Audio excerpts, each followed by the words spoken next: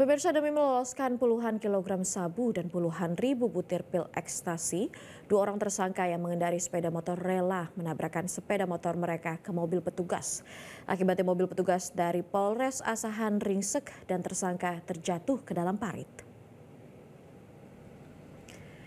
Satuan Narkoba Polres Asahan berhasil meringkus dua tersangka, yakni SE berusia 41 tahun dan RN 29 tahun, karena kedapatan membawa 20 kg sabu dan 40.000 butir pil ekstasi.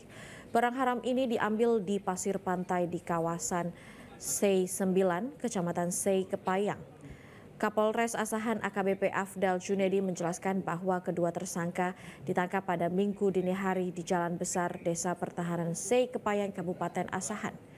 Kedua tersangka mengaku hanya sebagai kurir dan menjemput barang haram tersebut atas perintah seorang pria yang berinisial P, warga Pulau Simar dan Tanjung Balai. Tersangka berdalih dijanjikan upah hanya 3 juta rupiah. Tersangka rela menjadi kurir narkoba karena terjerat hutang dan mengaku telah 2 kali meloloskan barang haram ini. Polisi kini masih melakukan pencarian terhadap aktor atau bandar narkoba yang berinisial B dan masuk dalam daftar pencarian orang. Kedua tersangka dijerat dengan Undang-Undang Narkotika dengan ancaman pidana seumur hidup. Yang bawa sabu sama bawa ekstasi? Enggak, ini bawa sabu. Yang bersangkutan menabrak mobil personil kami, kemudian terjatuh dan kami bawa lagi ke lokasi dan dia mengaku itu barang yang dibawa dia.